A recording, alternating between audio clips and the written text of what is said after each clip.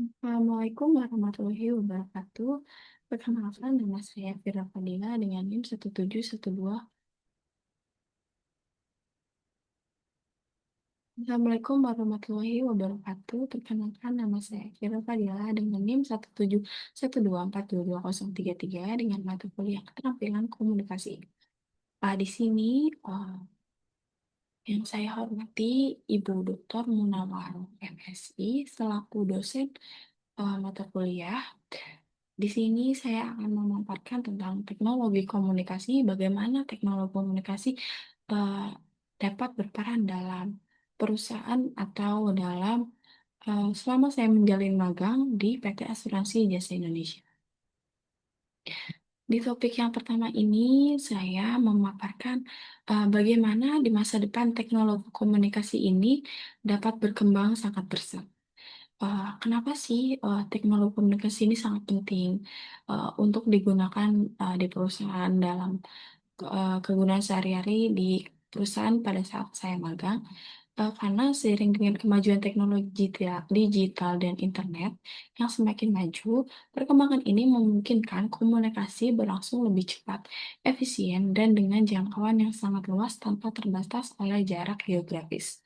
Teknologi komunikasi modern ini, seperti perangkat mobile, media sosial, aplikasi peran instan, serta platform video conference telah mengubah cara individu dan organisasi berinteraksi dan berbagi informasi secara real time. Jadi dengan teknologi ini berbagai aktivitas dan komunikasi melalui dari sosial bisnis hingga layanan publik dapat dilakukan dengan lebih optimal dan responsif terhadap kebutuhan zaman. Selanjutnya di topik kedua ini kita mengulik tentang pengertian teknologi komunikasi. Apa sih pengertian teknologi komunikasi tersendiri ini? Jadi teknologi komunikasi ini merupakan segala bentuk perangkat dan sistem yang digunakan untuk memfasilitasi penyampaian, pengiriman, dan penerimaan informasi antar individu atau kelompok. Jadi dengan demikian, kemajuan teknologi ini, kemampuan manusia dalam berkomunikasi semakin terbantu, terutama dalam hal kecepatan dan jangkauan komunikasi yang tanpa batas dan jarak waktu. Lalu yang ketiga ini ada fungsi teknologi dan komunikasi. Yang pertama, memiliki fungsi dalam meningkatkan kelancaran komunikasi. Kenapa meningkatkan? Karena teknologi ini memungkinkan komunikasi yang cepat dan efisien antar individu, perusahaan, dan pemerintahan dapat tanpa dibatasi oleh jarak dan waktu. Yang kedua ini membuat segalanya lebih mudah bagi kita yang menjalani atau karyawan perusahaan. Kenapa? Karena teknologi komunikasi mempermudah akses ke berbagai sumber informasi dan layanan seperti pendidikan, kesehatan, dan layanan publik lainnya. Yang ketiga ini mempermudah dalam berbagai proyek bisnis.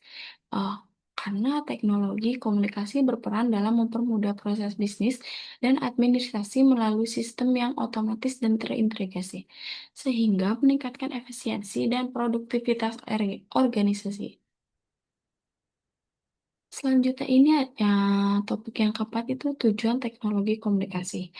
Eh, Komunikasi teknologi ini juga memiliki tujuan yaitu untuk memfasilitasi penyampaian informasi secara tepat, cepat, akurat, dan efisien antara individu, kelompok, maupun organisasi tanpa terbatas oleh jarak dan waktu.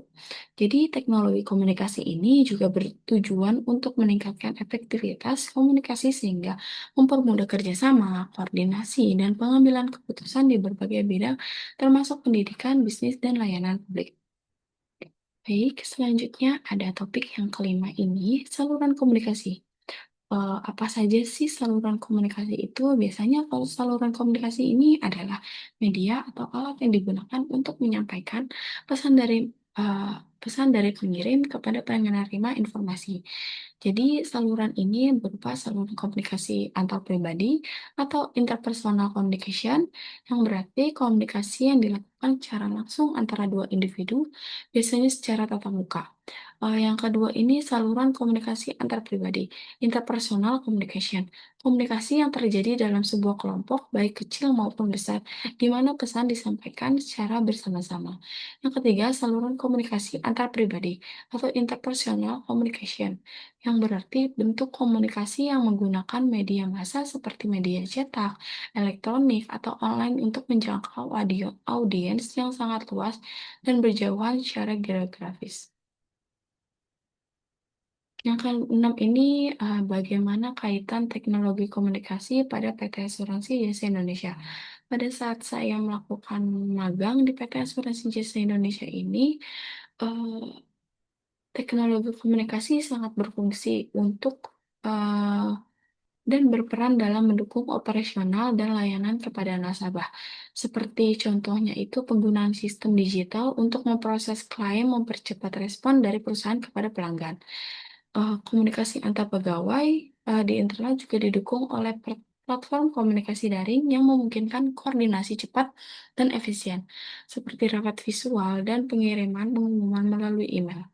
Hal ini menuntut setiap karyawan untuk memiliki keterampilan komunikasi yang mumpuni agar pesan yang disampaikan jelas dan tepat sasaran, sehingga menciptakan layanan yang optimal dan menghindari miskomunikasi.